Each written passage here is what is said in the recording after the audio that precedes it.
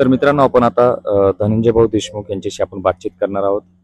नेमकं काल जे 12वीचा निकाल लागल्याच्या नंतर अनेकांनी तिच्यावरती कौतुकाचा वर्षाव केलेला आहे, अभिनंदनाचा वर्षाव केलेला आहे. त्या ठिकाणी नेमकं काय म्हणणं आहे धनंजय भाऊ देशमुख यांचं, त्या ठिकाणी आपण जाणून घेणार आहोत. चला धनुभाऊ, काल महाराष्ट्रामध्ये आपल्या 12वीचा निकाल लागलेला आहे आणि वैभवी जी आहे ती 12वी मध्ये परीक्षामध्ये पास झालेली आहे. अनेकांचे फोन येऊन गेले. महाराष्ट्र राज्याचे आपले मुख्यमंत्री आदरणीय देवेंद्रजी फडणवीस साहेबांचाही फोन आला, एकनाथजी शिंदे साहेबांचाही फोन आला. नेमकं काय म्हणाले ते? खरं तर ज्या परिस्थितीमध्ये वैभवीने परीक्षा दिली ती परिस्थितीच अशी होती की कुठलीच मानसिकता नसताना तिला जे 12वीचे सगळे पेपर दिले आणि जे धाडस दाखवलं परीक्षा द्यायचं, कारण आम्हालाच वाटायचं, संदिग्धता वाटायची की ही परीक्षा देऊ शकेल का नाही, कारण एवढी मानसिक स्थिती सगळ्या घराची, गावाची, सगळ्यांची खराब झालेली होती. अशा परिस्थितीमध्ये तिनं परीक्षा दिली आणि एक चांगल्या मार्कने ती पास झाली. सगळ्यांनी फोन केले, शुभेच्छा दिल्या आणि जे काही इथून पुढच्या आयुष्यामध्ये तिला जे काही निर्णय घ्यायचा आहे पुढचा शिक्षणाचा आणि पुढं करिअरचा, त्या संदर्भात सगळ्यांनी सांगितलं की आम्ही तुझ्यासोबत आहोत. कुठल्याही कशाचीही गरज लागली तरी आम्ही तन मन धनाने तुझ्यासोबत आहोत. परंतु कालचा दिवस आणि आजचा दिवस, काल तिचा निकाल होता, आज तिचा वाढदिवस आहे. अत्यंत दुर्दैवी वाटतं आम्हाला की आमचा भाऊ आज आमच्यात नाही, तिचे वडील तिच्यासोबत नाहीत आणि जे आमचा सगळ्यांचा आधार होता, कुटुंबाचे प्रमुख जे होते संतोष अण्णा, ह्या सगळ्या गोष्टी एक फेल वाटतात. म्हणजे कुठं काहीच वाटत नाही कशाचं, कारण का मुळात जी गोष्ट आम्हाला पाहिजे होती किंवा आमच्या आयुष्यभर सोबत पाहिजे होती तीच आमच्याकडून या क्रूरकर्मी लोकांनी हिरावून घेतली. तर काल निकाल लागलेला असताना देखील, शुभेच्छा देत असताना देखील सगळे लोक आम्ही हीच मागणी केली की या लोकांना, जे आरोपी आहेत त्या आरोपींना लवकरात लवकर फाशी द्या, आम्हाला न्याय द्या. मग आम्ही इथून पुढं जे काही शिक्षणाचा विषय आहे, जे काही करिअरचा विषय आहे लेकरांचा, ते आम्ही पुढे घेऊ. तर त्या ठिकाणी एकनाथजी शिंदे साहेबांचे फोन आला आणि त्यांनी नेमकं आपल्याशी बातचीत केली आणि वैभवीशी देखील बातचीत केलेली आहे. तर त्यांनी सांगितलं आहे की कुठल्याही परिस्थितीमध्ये मी तुमच्या सोबत आहे, पण कुठल्याही प्रकारची मदत जर लागली, शिक्षणाची असेल किंवा दुसरी कोणती असेल, तर मी ती सर्वतोपरी करण्याचे मी प्रयत्न करणार, नाही तर मी ती करण्यासाठी कटिबद्ध आहे, असं त्यांनी सांगितलेलं आहे. आपली काय बातचीत झालेली आहे? नाही, असंच बोलले मला साहेब काल की कुठलीही जरी गरज लागली, तसं तर ते आपल्या कुटुंबाशी कसे जुटलेले आहेत हे तुम्ही बघितलेलं आहे की त्यांनी वेळोवेळी मंत्री महोदय पाठवून, आमदारांना पाठवून किंवा जे जिल्हाध्यक्ष आहेत बीडचे, सर्व इथं येऊन सगळ्यांनी सांगितलेलं आहे की साहेब आपल्यासोबत आहेत. परंतु आमची एकच मागणी आम्ही करतोय प्रामुख्याने की ह्या लोकांना अगोदर फाशी द्या. कुटुंबातले सगळे लोक आहेत, समाजातले आहेत, सगळ्या जाती धर्मातले आहेत आणि शिंदे साहेब देखील पहिल्या 10-15 दिवसापासून त्यांची या कुटुंबाशी कनेक्टिव्हिटी आहे. ते बोलतात की जे काही गोष्टी लागतील, ज्या अडचणी आहेत, त्या तुम्ही कसलंही काळजी करू नका, त्या सोडवण्याचा सर्वतोपरी मी प्रयत्न करीन. आम्ही काल देखील त्यांना मागणी केली की ह्या लोकांना फाशी द्या, त्या लोकांना शिक्षा द्या. मग आम्ही पुढचे जे निर्णय आहेत ते बसून कुटुंबातले लोक ठरवू आणि पुढील दिशा त्याप्रमाणे असेल आमची.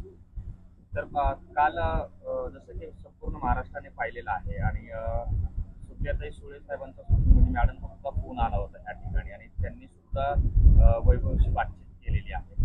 आता जे एकनाथ शिंदे साहेबांच्या मार्फत या घराचं जे काम सुरू आहे ते कितपत पूर्ण झालेलं आहे? खऱ्या अर्थानं जे काम चालू आहे, मी अजून एकदाही तिथे गेलेलो नाही.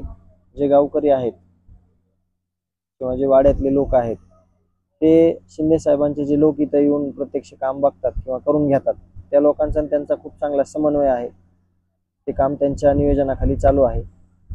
मी ज्या ठिकाणी आहे तिथं फक्त एकच पाहिजे मला की न्याय मला मिळाला पाहिजे, या सगळ्या आरोपींना फाशी दिली पाहिजे, या विषयावरच मी फक्त जास्त फोकस केलेला आहे. आणि आज जसं आपण पाहायला गेलं तर वैभवीने 85% जे प्राप्त जे केलेले आहेत, आज जर संतोष अण्णा देशमुख हे जर हयात जर असते तर आज वैभवीचा एक वेगळाच काहीतरी रिझल्ट लागलेला असता. आज तिचा वाढदिवस आहे. काल महाराष्ट्रामध्ये 12वीच्या परीक्षामध्ये जी काय रिझल्ट आला आहे तो संपूर्ण महाराष्ट्राने पाहिलेला आहे. ती पास झालेली आहे आणि कुठेतरी ही एक खंत आहे की आज कौतुकाची छाप टाकणारे पाठीवरती आज तिचे वडीलही हयात नाहीयेत आणि आज तिचा वाढदिवस आहे आणि अण्णांचं मासिक देखील आहे आज. काल तिचा रिझल्ट होता, आज तिचा वाढदिवस आहे आणि संतोष अण्णा देशमुख यांचं 5वं मासिक आहे. प्रत्येक मासिकाला किंवा वाढदिवसाला आमचं हे जे चालू आहे तर एवढा संघर्षाचा काळ चालू आहे. मागं बघितलं होतं तुम्ही, विराजच्या वाढदिवसाला आम्हाला मुख्यमंत्र्याकडे जावं लागलं, हे सगळं सांगावं लागलं, तिथं न्याय मागावा लागला जाऊन. ज्या दिवशी माझा जन्मदिवस होता त्या दिवशी बारामतीतली खूप मोठी म्हणजे तिथं मोर्चा होता, निषेध मोर्चा. आणि आज तिचा वाढदिवस आहे, तर आज मासिक आहे, तिचा वाढदिवस पण आहे. खरं तर कालपासून ज्या वेदना होत आहेत त्या आम्ही कुणाला सांगू शकत नाहीत आणि ते इमॅजिन पण करू शकत नाहीत की आमच्या मनात काय चाललंय आणि अण्णा असताना काय झालं असतं, किती आनंद असता, काय केलं असतं. पोरांना कुठेतरी घेऊन गेलो असतो आम्ही एखाद्या म्हणजे धार्मिक स्थळाला भेट द्यायला. तर ते खूप मोठे प्रश्न पडलेले आहेत की आता ते सगळ्या गोष्टी आमच्यात नाही आहेत, अण्णा स्वतः नाहीत, त्याच्यामुळे ह्या सगळ्या गोष्टीपासून आम्हाला कसं दूर जावं लागलेलं आहे. आमच्या आयुष्यात त्या गोष्टी परत येणार पण नाहीत, परंतु जे लेकरं आहेत सगळे त्यांचं भवितव्य ठरवण्यासाठी, उज्ज्वल करण्यासाठी नक्कीच सगळे मिळून आम्ही प्रयत्न करणार आहोत.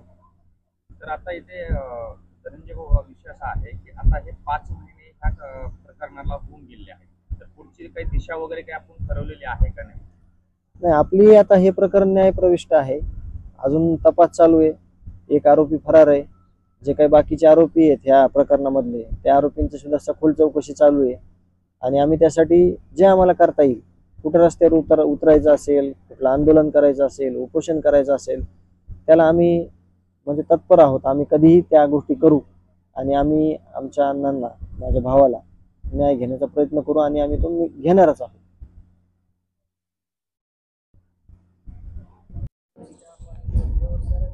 अस्सलाम वालेकुम गाईज, आदाब, नमस्ते आणि जय महाराष्ट्र. मी आपला शेख मिराज आपलं स्वागत करतोय माझ्या आजच्या नव्या एका यूट्यूबच्या ब्लॉगमध्ये.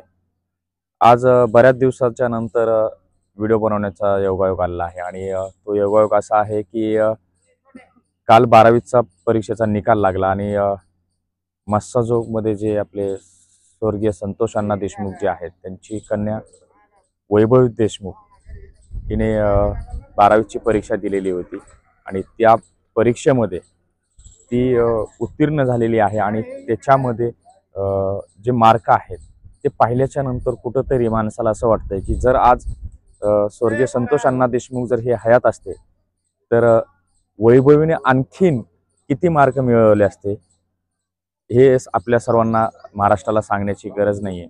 पण कुठेतरी आज घरामध्ये असं प्रकरण झालेलं असताना सुद्धा स्वतःला बॅलेन्स करून अभ्यासाकडे तेवढंच लक्ष आणि घर परिवाराकडे तेवढंच लक्ष आणि आपल्या वडिलांना न्याय मिळवून देण्यासाठी तेवढंच तिकडे धावपळ ती करते आणि त्याच्यातून तेवढं झाल्याच्या नंतर सुद्धा तिने हे मार्क, हा रिझल्ट महाराष्ट्राच्या समोर आणून उभा केलेला आहे. आपल्या राज्याचे मुख्यमंत्री आदरणीय देवेंद्रजी फडणवीस साहेब,